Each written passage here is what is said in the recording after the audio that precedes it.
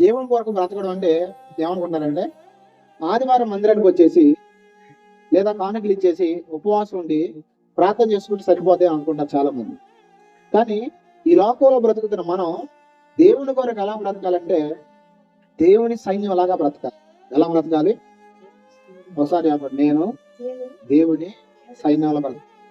ఎందుకు దేవుని సైన్యంలో మనం బ్రతకాలి అని అంటున్నానంటే ఖచ్చితంగా ప్రతి క్రైస్తవుడు ఎక్కడున్నాడు తెలుసా? ఇప్పుడు మందిరంలో ఉన్నామని మీరు అనుకోవచ్చు, కానీ ఖచ్చితంగా యుద్ధ రంగంలో ఉన్నాం. ఎక్కడున్నాం? మీరు నమ్మండి నమ్మకపోండి, ఖచ్చితంగా నామకార్థ క్రైస్తవుల గురించి పక్కన పెడితే యథార్థంగా దేవుణ్ణి అనుసరించే ప్రతి ఒక్కరి జీవితంలో ప్రతి ఒక్కరు కూడా యుద్ధ రంగంలోనే ఉన్నారు. ఎక్కడున్నారు? మీరు నమ్మినా నమ్మకపోయినా. ఎందుకో తెలుసా? మనం దేవుని పని జరిగిస్తున్నాము అంటే, దేవుని చిత్తాన్ని జరిగిస్తున్నాము అంటే మనకంటూ వ్యతిరేకంగా ఒక శక్తి పని చేస్తా ఉంటారు. వాడే అపవాది. ఎవరు? ఖచ్చితంగా చెప్తున్నాను, ఈ రోజు మన జీవితాల్లో చాలా సార్లు మనం సమస్యలతో శోధనలతో సతమతం అవడానికి కారణం ఏంటంటే వాడి ప్రణాళిక, వాడి ప్లాన్స్. మనల్ని దేవుడి నుంచి ఎలాగైనా డైవర్ట్ చేయాలని, దేవుడి మీద మన విశ్వాస జీవితం అనేది ఎలాగైనా కృంగదీయాలని వాడు ఏం చేస్తాడు తెలుసా? ఎప్పుడు ప్రణాళిక పన్నుతా ఉంటాడు. ఖచ్చితంగా మన జీవితాల్లో శత్రువు ప్రణాళిక ఎరిగిన వారమే మనం బ్రతకాలి. ఎలా బ్రతకాలి? అందుకే యోగ గ్రంథంలో ఒక మాట ఉంది చూడండి. యోగ గ్రంథం 7వ అధ్యాయం 1వ వచనంలో మనిషి దినాలు ఎలాంటివో అక్కడ రాయబడింది స్పష్టంగా. యోగ గ్రంథం 7వ అధ్యాయం 1 నుంచి చూడండి. భూమి మీద నరుల కాలము యుద్ధ కాలము కాదా? వారి దినములు చాలు. యుద్ధ దినాలు లాంటివా కావా? ఇప్పుడు నేను మాట చెప్తా వినంటే, మీ లైఫ్ లో ప్రతిరోజు మీకు యుద్ధం ఉందా లేదా? ఎవరితో మనం యుద్ధం చేయాలి చెప్పండి? ఎవరితో యుద్ధం చేయాలి? ఇంటి పక్కల వాళ్ళతోనా, ఇల్లెంట వాళ్ళతోనా, లేకపోతే మన ఇంట్లో వాళ్ళతోనా? యుద్ధం ఎవరితో చేయాలి తెలుసా? మొట్టమొదటి నీ దేహంతో నువ్వు చేయాలి. దేంతో చేయాలి? నీ దేహం ఎన్నోసార్లు దేవుని వాక్యానికి వ్యతిరేకంగా నేను రేపినప్పుడు, దేవుని వాక్యాన్ని నేను వ్యతిరేకంగా తీసుకెళ్తున్నప్పుడు మొట్టమొదట నీ దేహంతో నీ యుద్ధం చేయాలి. రెండోది ఏంటో తెలుసా?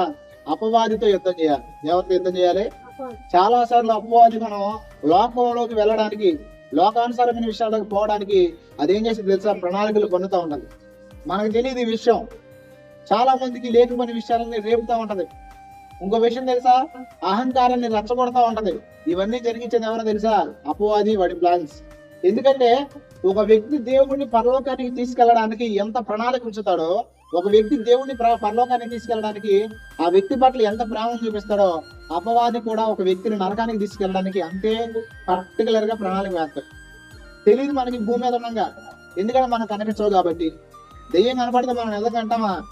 దెయ్యం కనపడితే మారుతామేమో, కానీ కనపడ్డది. ఈ లోకంలో నీకు ఇష్టమైనవి, ఈ లోకంలో నీకు ఇష్టమైన వాటిని చూపించి అదే జీవితం అని నిన్ను ఆకర్షిస్తాయి. ఇప్పుడు నేను మాట చెబుతానంటే, మనిషి లైఫ్ లో మనిషి సాధించాల్సింది చాలా ఉందా లేదా? కానీ కొంతమంది జీవితంలో కొన్నిటి కోసమే వారి జీవితాన్ని అంతా నాశనం చేసుకుంటారు. ఉదాహరణకి తాగుడు. ఈ జీవితంలో భాగమా? పోనీ ఇదన్నా జీవితమా? ఇది చేయడం వల్ల ఏమన్నా జీవితం అంతా మేలు పొందుతాడా? ఇది జీవితానికి కీడు అని తెలిసిన, మార్పు చెందుదాం అనుకున్నా, కానీ ఈ రోజు మారు మనసు పొందలేని పరిస్థితి ఎదురవుతుంది. దానికి కారణం ఏంటి తెలుసా? వాడి ప్లాన్స్. ఏంటయ్యి? మారొచ్చులే, ఏం కాదులే, ఈ సుఖమే నీ జీవితం, ఈ సుఖమే నీకు సర్వస్వం అని వాడు ఏం చేస్తాడు తెలుసా? మనుషులు అంధత్వాన్ని కలగజేస్తుంది. అందుకే బైబిల్లో ఒక మాట రాస్తుంది, దేవుని సువార్త వారికి ప్రకాశింపకున్నట్లంట ఈ యుగ సంబంధమైన దేవత వారి నేత్రాలకి, వారి మనోనేత్రాలకి ఏం కలగజేస్తుందంట? గుడ్డితనాన్ని కలగజేస్తుంది. ఈ రోజు ఎందుకు ప్రజలు అంధత్వంలో బ్రతికిపోతున్నారంటే, ఈ రోజు ఎందుకు ప్రజలు దేవునికి వ్యతిరేకంగా చేస్తున్నారంటే, అపవాది యొక్క ప్రణాళిక వారిని ఏం చేస్తుంది తెలుసా? బలహీనంగా చేస్తాం. ఏం చేస్తుంది? కాబట్టి ఈ భూమి మీద మన శత్రువు ఎవరో తెలుసా? అపవాది మన శత్రువు. ఒక వ్యక్తి దేవునికి వ్యతిరేకంగా బ్రతుకుతున్నాడంటే కారణం ఏంటో తెలుసా? దేవుడే ఆ వ్యక్తి జీవితంలో కార్యాన్ని జరిగించిన, ఎందుకు ఆ వ్యక్తి దేవుడి దగ్గర రాలేకపోతాడంటే అపవాది హస్తంలో వాడున్నాడు. ఎక్కడున్నాడు? పౌలు గారితో దేవుడు స్పష్టంగా చెబుతాడు, చీకటిలో ఉన్న వారిని వెలుగులోకి నడిపించడానికి, అపవాది బంధకాలను తెంచివేయడానికి పౌలు గారిని దేవుడు పిలిచాడు.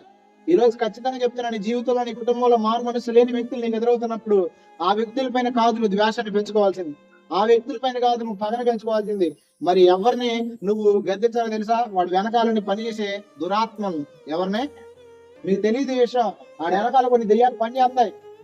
మనోడు చాలా మంది విచిత్రం చెప్పరా, వాస్తుల దగ్గరికి వెళ్తారు, జ్యోతిష్యాల దగ్గరికి వెళ్తారు, అక్కడికి వెళ్తారు, ఇక్కడికి వెళ్తారు, కానీ దేవుడు ఉన్నాడు, ఆయన సామర్థ్యం కలిగిన వాడు అని మనం చేయాల్సింది మాత్రం మనం చెయ్యం. ఏం చెయ్యం? బైబిల్లో దేవుడు స్పష్టంగా ఏం చెప్పాడు తెలుసా? అపవాదిని ఎదిరించడి, అప్పుడు వాడు మీ అంత నుంచి. కానీ మనం ఏం చేస్తాం? నువ్వు ఇక్కడే ఉన్నాయినా, మేము ఎప్పుడే వస్తాం అని చెప్పేసి అన్ని తిరిగి వచ్చేస్తాం. నువ్వు ఎదిరించాలని మీరు అనొచ్చు, ఎదిరించడానికి నాకు శక్తి లేదనొచ్చు, కానీ దేవుడు ముందే చెప్పాడు. ఏమన్నా తెలుసా? శత్రు బలవంతుడి మీద మీకు అధికారం నేను ఇచ్చాను. మరి మీ శత్రువుల పైన దేవుడు అధికారం ఇచ్చినప్పుడు అధికారాన్ని ఉపయోగించకపోతే ఖచ్చితంగా చెప్తారు నిష్ప్రయోజకులు ఏమవుతారో మీరు. నేను మాట అడుగుతాను, చెప్పండి. చిరుత వేగంగా పరిగెత్తిద్దా? లేడి వేగంగా పరిగెత్తిద్దా? చిరుత వేగం పరిగెత్తిద్దా? చిరుత కన్నా లేడి వేగంగా పరిగెత్తిద్ది వాస్తవానికి వస్తే. కానీ ఎందుకు చిరుతకి దొరికిపోతా తెలుసా? అది ఒకటి, ఇక నేనేం చేయలేను అనుకోవడం. రెండోది భయం. ఏంటది? ఖచ్చితంగా చెప్తున్నాను, మన జీవితాల్లో కొన్నిసార్లు మనకి సామర్థ్యం ఉన్నా, మన జీవితాల్లో కొన్నిసార్లు అపవాదం ఏం చేస్తాడు తెలుసా? గొంతులేస్తాడు. ఏం చేస్తాడు? నీ సామర్థ్యాన్ని వాడు ఏం చేస్తాడంటే భ్రమ చేస్తాడు. ఫస్ట్ నీకు ఏమని, నీ వల్ల కాదులే, నువ్వు చేయలేవుని అని నీలో చేస్తాడు. రెండోది ఏంటంటే వాళ్ళు చేస్తే అయితే నువ్వు వల్ల ఇద్దా. ఇవన్నీ ఏంటో తెలుసా? దురాత్మ చేసే కార్యాలు. ఏంటయ్యి? ఇప్పుడు నేను మాట చెబుతానండి. మొన్న ఒకరికి దెయ్యం వల్ల కొడుతుంటే ఆ దెయ్యం ఏమంటాను తెలుసా? నీ వల్ల కాదు, నువ్వు నిలగొడతాం అన్నాడు. ఎవరి వల్ల కాదంట? నా వల్ల అయితే ఏమని చెప్పాడు? నా వల్ల కాదు, నా వల్ల కాదు, కానీ నేను సేవిస్తున్న దేవుడి వల్ల. ఇప్పుడు నేను కనుక అవును ఇది నా వల్ల కాదని నన్ను అందే అంటే నేను అదరగొట్టలేనేమో బాబాయ్ అన్నా అనుకో, ఏమయ్యేది? అదేనిద్దా? ఖచ్చితంగా చెప్తున్నాను, అపవాది భ్రమ కలగజేస్తుంది. కాబట్టి మన శత్రువు తంత్రాలు మనం ఎదిరించే వారిగా ఉండాలి, గ్రహించే వారిగా ఉండాలి. హల్లెలూయా. చూడండి, యెహెజ్కేలు గ్రంథం 37వ అధ్యాయం 10వ వచనంలో ఇలా రాయబడింది.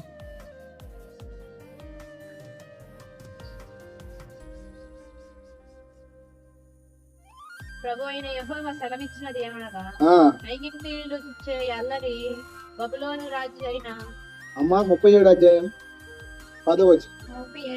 37వ అధ్యాయం 10వ వచనం. ఆయన నాకు ఆజ్ఞాపించినట్లు నేను ప్రవచించుచుండగా జీవాత్మ వారిలోకి వచ్చాను. వారు సజీవుల లేచి లెక్కింప కాని మహాసైన్యమై నిలిచారు. చూడండి, ఇది ఏ సందర్భంలో ఎవరెవరితో చెప్తున్నారంటే, దేవుడు యెహెజ్కేలుని ఒక ఎండిపోయిన ఎముకలకి లోయలోకి తీసుకెళ్తాడు. ఎక్కడ తీసుకెళ్తాడు? చాలా మంది ఇప్పుడు ఆ ఎండిపోయిన ఎముకలు ఉన్నాయి కదా, మొట్టమొదటి అవేంటి? మనుషులే. ఎవరు? ఇప్పుడు మనుషులు చనిపోయిన తర్వాత ఎముకలు బయటకు వచ్చేది. ముందు ఎముకలు అయిన తర్వాత మనుషులు పడతారా? మనుషులు చనిపోతే పాతేసినప్పుడు ఆ ఎముకలు అనేవి బయటపడతాయి. అయితే వాళ్ళలో జీవం పోయింది, తర్వాత వాళ్ళు చనిపోయారు. చనిపోయిన తర్వాత పూర్తిగా ఎండిపోయిన ఎముకలాగా మార్చబడ్డారు. మార్చబడిన తర్వాత వారిని దేవుడు లెక్కింపశక్యంగాని మహాసైన్యంగా మార్చాడు. హల్లెలూయా. ఎప్పుడు వీళ్ళు లెక్కింపశక్యంగాని మహాసైన్యం అయ్యారు? ఇప్పుడు కొంతమంది ప్రజలుంటే ఆ ప్రజలు సమూహం అనబడతారు. ఏమనబడతారు? ఇప్పుడు మనం ఇక్కడ ఉన్నాం, సమూహమా సైన్యమా? సైన్యం అంటే యుద్ధం చేసేవాడు, సమూహం అంటే జస్ట్ సాధారణమైన ప్రజలు. ఒక వ్యక్తి జీవితంలో తన యుద్ధ కాలాన్ని ఆ వ్యక్తి సైనికుల్లాగా ఎదుర్కోవాలంటే, ధైర్యం కలిగిన యోధుల్లాగా మార్చబడాలంటే ఏ వ్యక్తి వల్ల సాధ్యం కాదు. గుర్తుపెట్టుకోండి, ఒక వ్యక్తి నిలబడాలి అంటే, ఒక వ్యక్తి ఆత్మీయంగా ఎదగాలి అంటే ఆ వ్యక్తి వల్ల కాదు. ఆ వ్యక్తి ఎన్ని ప్రయత్నాలు చేసినా తనంతట తాను ఎప్పుడూ కూడా జీవం పొందలేడు. ఒక వ్యక్తి దేవుని సైనికుడిగా మార్చబడాలి అంటే మనకి కావాల్సింది ఏంటో తెలుసా?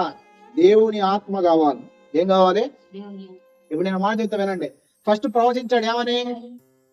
నరాలు రావాలి, చర్మం రావాలి, మాంసం బతకాలి. ఇవన్నీ ప్రవచించిన తర్వాత అక్కడ ఏం ఏర్పడింది? జీవాత్మ ఏర్పడిందా?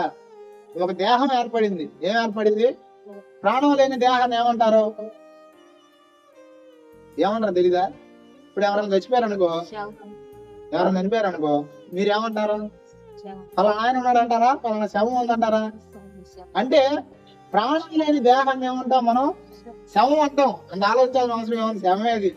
ఎందుకంటే ప్రాణం లేదు కాబట్టి, ఆత్మ లేదు కాబట్టి. దానికి శరీరం ఉన్నా, దానికి నరాలున్నా, దాంట్లో మాంసం ఉన్నా దాన్ని మనం శవం అంటాం. అలాగే మందిరానికి వస్తూ దేవుడి వాక్యాన్ని విని, దేవుడి వాక్యాన్ని పాటిస్తూ, జీవాత్మ గనక, పరిశుద్ధాత్మ గనక మనలో లేకపోతే, పరిశుద్ధాత్మ శక్తితో మనం నింపబడకపోతే మనం ఎవరో చేస్తా? శవాలమే.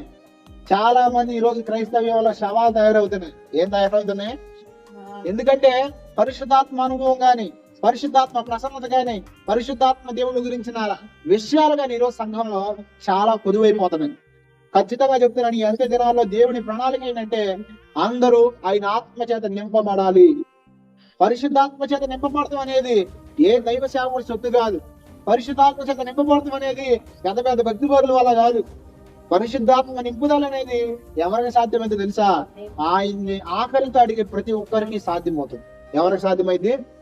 ఖచ్చితంగా చెప్తున్నానండి, దేవుని కొరకు మనం ఒక సైన్యంగా తయారవ్వాలంటే, ఈ యుద్ధ కాలంలో, ఈ యుద్ధ దినాల్లో, ఈ అంత్య దినాల్లో మనం దేవుని కొరకు నిలవబడాలంటే పరిశుద్ధాత్మ దేవుని సహాయం మనకు కావాలి.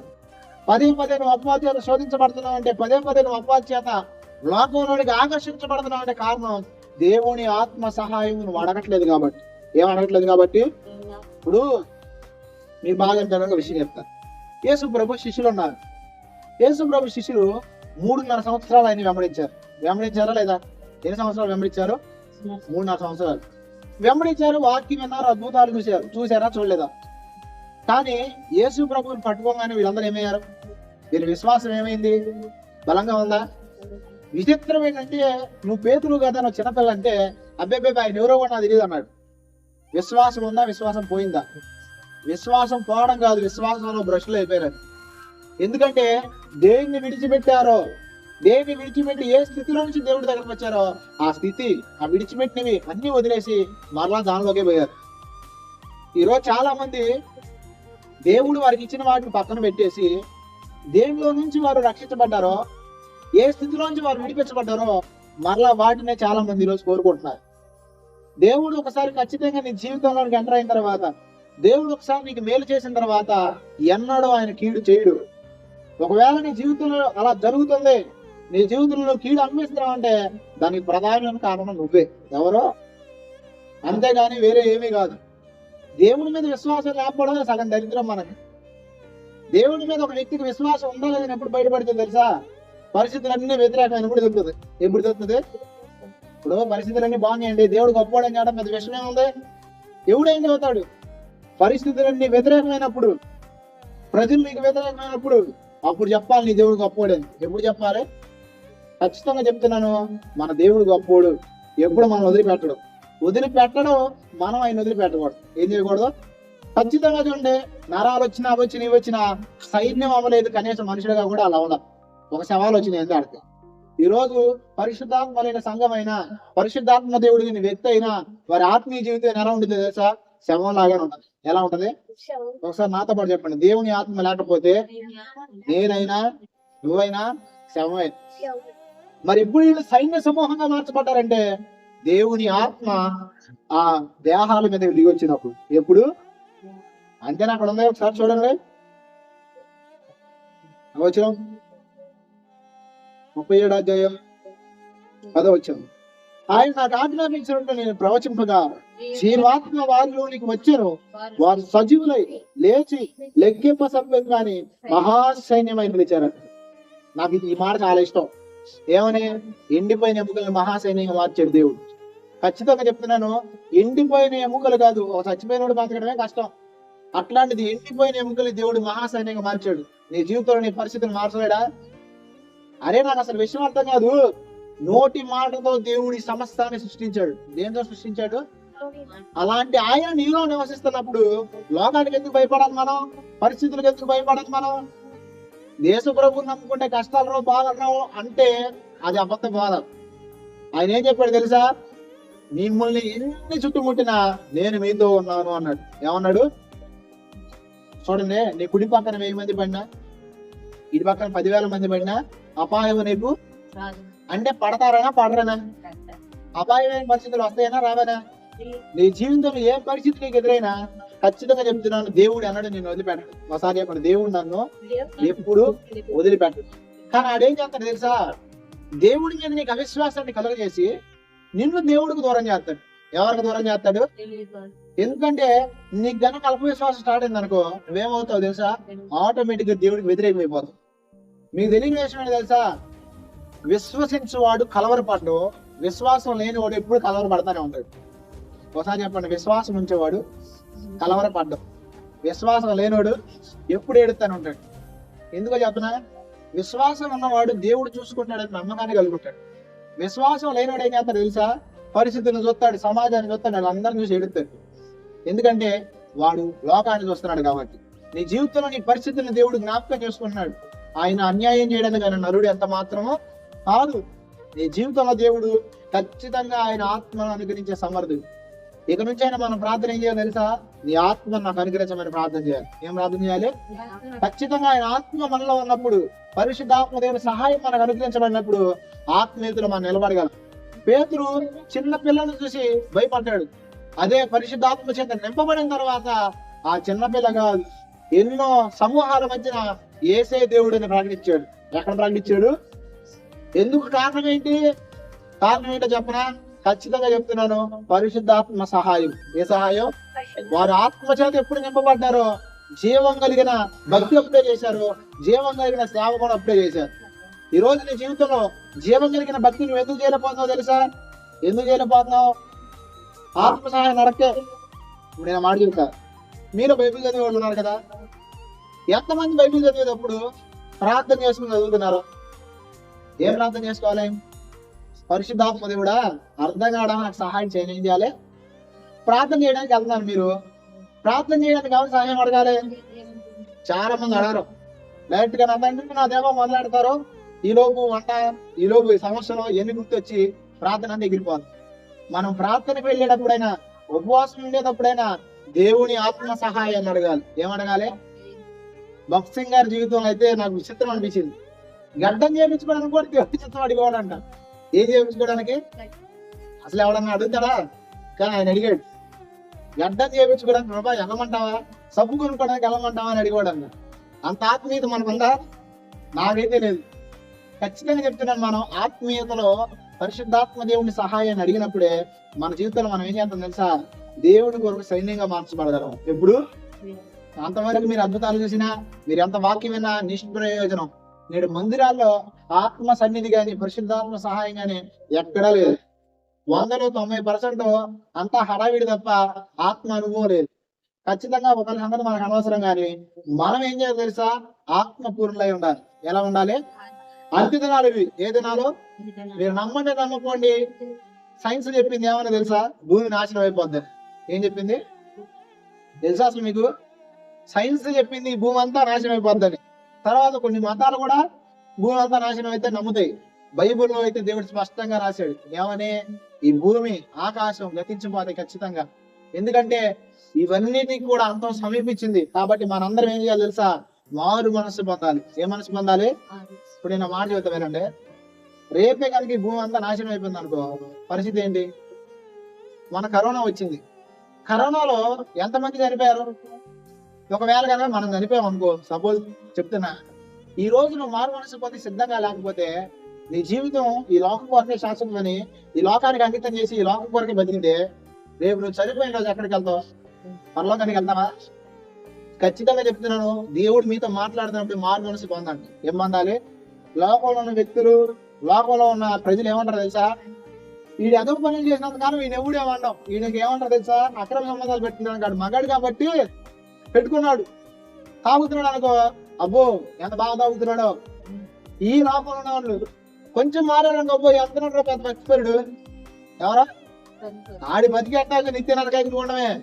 మనలో కూడా తీసుకెళ్దాం నాటి ప్లాన్లు. ఎందుకంటే దెయ్యం చేత వాళ్ళని వాడబడతారు. ఖచ్చితంగా చెబుతున్నాను, పరిశుద్ధాత్మ దేవుడు ఈ ఉదయకాల సమయంలో మీతో మాట్లాడుతున్నాడు. మీ జీవితాల్లో మారు మనసు పొందండి. ఏం పొందాలి? ఎందుకంటే మన జీవితం ఏది శాశ్వతమైనది కాదు. ఈ జీవితం ఏదో ఒక రోజు ముగించక తప్పదు. ఈ ముగించక ముందే, ఈ పంచభూతాలు ఇవన్నీ లయపరచక ముందే దేవుడి సన్నిధిలో దేవుడి సైనికుల్లో నిలబడదాం. దేవుడి చిత్తం ఈ భూమి మీద మన ద్వారా జరగాలి. దేవుడిని నేను భూమి మీద పంపించింది నువ్వు తాగి తిరగడానికో, లేకపోతే సినిమా చుట్టూ తిరగడానికో, లేదా జీవితాన్ని సగంలో ముగించుకోవడానికో కాదు. దేవుడు నీకంటూ జీవితాన్ని ఇచ్చాడంటే, నిన్నంటూ భూమి మీద పంపించాడంటే పంపిన వానికి ఒక ఉద్దేశం ఉంది. ఉందా లేదా? పంపిన వానికి ఉద్దేశం లేకపోతే అసలు ఆయన దేవుడే కాదు. నిన్ను భూమి మీద కంటూ ఉద్దేశం చెప్పి పంపించాడు కాబట్టి ఆ ఉద్దేశం నీ ద్వారా జరగాలంటే మనకు ఎవరి సహాయం కావాలి? పరిశుద్ధాత్మ దేవుని సహాయం కావాలి. అప్పుడు వాళ్ళు ఏమైనా తెలుసా? లెక్కింప సఖ్యంగా మహా సైన్యంగా నిలిచారంట. మీకు విషయం తెలుసా? పాపం నుంచి ఎవడు విడుదల పొందుతాడో వాడు దేవుని సైనికుల్లా నిలబడగలడు. ఏం నిలబడగలడు? ఇశ్రాయేలు ప్రజలు దేవుడు ఐగుప్తు దేశం నుంచి విడిపించాడు. విడిపించినప్పుడు వాళ్ళు ఎలా వచ్చారో తెలుసా? ఎక్కడికి? ఐగుప్తు నుంచి బయటికి. చూడండి ఒకసారి చూద్దాం ఆ మాట. నిర్గమకాండం. అయితే దేవుడు ప్రజలను చుట్టిదారియగు ఎర్ర సముద్ర పారిని మార్గం నడిచెను. ఇశ్రాయేలు యుద్ధ సన్నద్ధులై ఐగుప్తు నుండి వచ్చింది. ఎలా వచ్చారో?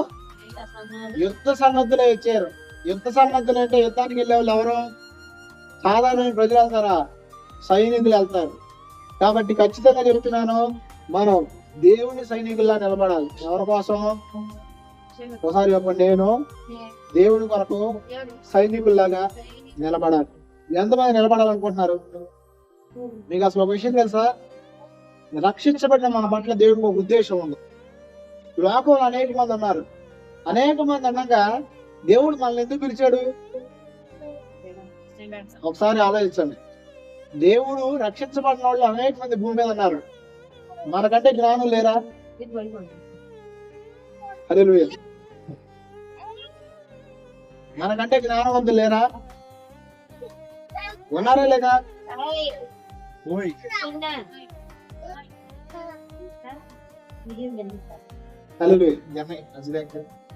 మనకన్నా జ్ఞానవంతులు ఉన్నారా లేదా? మనకన్నా తెలివైన వాళ్ళు ఉన్నారా లేదా? ఎంతో మంది లోకంలో మనల్ని ఎందుకు పిలిచాడు తెలుసా? మనం నిష్ప్రయోజనంగా ఉండడానికి పిలవాలా, మన లోకానికి మన జీవితాన్ని ఇవ్వడానికి పిలవాలా. మరి మనల్ని ఎందుకు పిలిచాడంటే మనం దేవుని రాజ్యాన్ని కట్టడానికి పిలిచాడు. దేని పిలిచాడు? ఒకసారి నాతో పాటు చెప్పండి. నేను దేవుని రాజ్యాన్ని కట్టడానికి దేవుడు నన్ను పిలిచాడు. కానీ అపవాది ఏం చేస్తాడు తెలుసా? దేవుని ప్రణాళికని ఎరగకుండా నువ్వు బలహీనురాలివి, నువ్వు బలహీనుడివి, నువ్వంతే, ఇదిగో నీ తలకాయ చూడు, నీ కాళ్ళు చూడు, నీ మొఖం చూడు అని ఆ లేనిపోని అని చెప్పి మిమ్మల్ని విశ్వాసంలో భ్రష్టులు చేస్తున్నాడు. మనిషిలో ఉన్న బలహీనతను దేవుడు పద్దాకడ తొంగి చూసి నేను చంపేస్తే నేను నరకేస్తాను అండో. మనిషిలో కొన్నిసార్లు బలహీనత వచ్చింది. మనిషిలో కొన్నిసార్లు మనిషి ఎంత బలవంతుడైనా కొన్నిసార్లు బలహీన పడతాడు. అలా అని చెప్పి దేవుడు మనల్ని ఎప్పుడు ఏం చేయడు? వదిలేయడు. మనం తెలుసుకోవాల్సిన విషయం ఏంటంటే మన పని దేవుని రాజ్యాన్ని కట్టడం. ఏం చేయడం? ఒకసారి చెప్పండి. నా పని దేవుని రాజ్యాన్ని కట్టడం. మరి ఈరోజు దేవుని రాజ్యాన్ని కడుతున్నారా? దేవుని రాజ్యాన్ని కడతాం పక్కన పెట్టి అసలు నా వల్ల కాదు, నేనేం చేయలేను, కనీసం మన వల్ల ఏది కాకపోయినా ప్రార్థన చేయగలమా లేదా? ఇతరులకు స్వార్థ చెప్పగలమా లేదా? ఇతరులకు నువ్వేం చెప్పవసరం, నీ జీవితంలో దేవుడు చేసిన కార్యాన్ని చెప్పాలి. ఒక ఆయన ఉన్నాడు, మొన్న ఉపవాస కోటాలకు వచ్చాడు కదా, సన్నగా ఉన్నాడు ఒక ఆయన. ఆయన్ని చూసి నాకు ఆయన పాస్టర్ నాకు ఇంత లేదు, విశ్వాసానికి ఎంత ఆసక్తి ఉందిరా బాబు దేవుడి పట్ల అనిపిస్తుంది నాకు. ఎందుకంటే వచ్చిన పేదోడు స్వార్థం చెబుతాడు. ఎవరన్నా వచ్చారనుకో ఆయన కొనుక్కోవడానికి స్వార్థం చెబుతాడు. వాళ్ళకి యేసు ప్రభు గురించి చెబుతాడు, ఖాళీ ఉండడు, పద్దాలు బయట చదువుతాడు, వచ్చే వాళ్ళ స్వార్థం చెబుతాడు. నాకు అబ్బాయి ఆయన చూసి అనిపించింది, ఎంత ఆసక్తిరా బాబు, నాకు కూడా లేదు ఎంత ఆసక్తి అనిపించింది. ఈరోజు మరి మనకుందా? ఓడి పనులుంటే తనకు కూడా తనే ఖాళీగా ఉండడం. కొట్లో ఖాళీ కూర్చున్నప్పుడల్లా బైబిల్ చదువుతాడు. రెండోది వాక్యం ధ్యానం చేస్తాడు. మూడోది స్వార్థ చదువుతాడు జనాలకి. ఎందుకంటే దేవుని రాజ్యాన్ని కట్టే సైనికుడిగా మార్చబడ్డాడు కాబట్టి. ఈరోజు ఖచ్చితంగా చెప్తున్నా, మన అందరి పట్ల దేవుని స్వార్థ ప్రకటించడానికి దేవుడు మనల్ని పిలిచాడు. ఎందుకు పిలిచాడు? మీరెవరో నిష్ప్రయోజకులు కాదు. మీరు ప్రజలకు పనికిరాపోవచ్చు, మీరు మీ కుటుంబానికి పనికిరాపోవచ్చు, మీరు మీ సంఘానికి పనికిరాపోవచ్చు, కానీ దేవుడి దృష్టిలో నువ్వు విలువైన వ్యక్తివి. ఎవరవే? మన దృష్టిలో కొంతమందికి విలువ ఉండిద్ది, కొంతమందికి విలువ ఉండదు. అవునా కాదా? అడుక్కునేవాడు కూడా విలువ ఇస్తారా? జనరల్ గా మాట్లాడుకుందాం. ఎవడు విలువేవాడు ఇదిలేస్తారు కదిలిస్తారు, అబ్బో అడిగేది పెద్ద మీ ఆస్తి అంత ఎత్తుకెళ్తానికి వచ్చినట్టు వీలు అవుతారు. కానీ అడుక్కునేవాడే నా దేవుడి దృష్టిలో విలువైన వ్యక్తి. ఎందుకో తెలుసా? వాడు కూడా దేవుని స్వరూపి కాబట్టి. ఖచ్చితంగా చెప్తున్నా, మన జీవితాలు మార్చుకుందాం. మనకు సాధ్యమైన రీతిలో మనం ఏం చేద్దాం? సువార్తను అసలు అన్ని విషయాలు మీకు విషయం చెప్పనా, మాటతో స్వార్థ చేయలేకపోవచ్చు, పాటలు పాడే అనుభవం లేవచ్చు, స్వార్థ కర్బంధం రాయడం మీకు లేకపోవచ్చు, ప్రార్థన చేయొచ్చు. ఇంకో విషయం చెప్పనా, మీ జీవితంతోనే మీరు స్వార్థ ప్రకటించాలి. ఏందో ప్రకటించాలి అంటే మిమ్మల్ని చూసి సమాజం తెలుసుకోవాలి దేవుడి గురించి. ఎవరు తెలుసుకోవాలి? నేను మాట చెబుతాను, లోకంలో సామెత ఉంది, నలుగురు నడిచిందే బాట, నలుగురు మాట్లాడిందే మాట. ఎవరు నడిచింది? ఆ నలుగురు బాట నువ్వు నడితే నేను ఎక్కడ తీసుకెళ్తా తెలుసా? ఖచ్చితంగా నరకాన్ని తీసుకెళ్తాడు. ఎవరు? ఆ నలుగురు. నలుగురు నడిచింది బాట అంటే అది లోకానికి, నీకు కాదు. నీకెవరో తెలుసా బాట? యేసు బాట. నీకు ఎవరో? అందుకే స్పష్టంగా ఏం చెప్పాడంటే, నేనే మార్గం, సత్యము, జీవము, నా ద్వారా తప్ప ఎవడనో తండ్రి వద్దని చేరలేడు. నేనే అన్నాడా, లోకం అన్నాడా? మరొక నా ప్రశ్న, వాళ్ళు అదన్నారు, వీళ్ళు అదన్నారు, వాళ్ళు అట్ట అన్నారు, వీళ్ళు ఇట్ట అన్నారని ప్రజల కొరకు నువ్వు బ్రతికితే దేవుడి రాజ్యంలో దేవుడి సైనికుడిగా నిలబడతావా? చెప్పండి. ఖచ్చితంగా నిలబడలేం. కాబట్టి మనం దేవుడి కొరకు నిలబడదాం. ప్రజల దృష్టి మనకొద్దు, మనుషుల దృష్టి మనకొద్దు, సమాజం మనకొద్దు. ఎందుకంటే మనం వస్తా సమాజాన్ని తీసుకురావాలా, పోతా సమాజాన్ని కూడా తీసుకెళ్దాం. నీ ఆస్తి రాదు, నీ అంతస్తు రాదు, నీ వయసు రాదు, నీ అనుభవం రాదు, నీ పని కూడా నీతో రాదు, నిన్ను అభిమానించే జనాలు కూడా నీతో రాదు. వెళ్ళేటప్పుడు వచ్చిన దానికి ఒక్కదానివే, వెళ్ళేటప్పుడు కూడా ఒక్కడమే వెళ్తాం. హల్లెలూయా. వెళ్ళేటప్పుడు ఎంతమంది వెళ్తాం? ఒక్కడే వెళ్తాం. కాబట్టి ఖచ్చితంగా చెప్తున్నాను, మన జీవితాలు మార్చుకుందాం. దేవుని ఆత్మ సహాయం మనం ఈ లోకంలో నిలబడతానికి అడుగుదాం. ఖచ్చితంగా ఆయన మనకు సహాయం అనుగ్రహిస్తాం.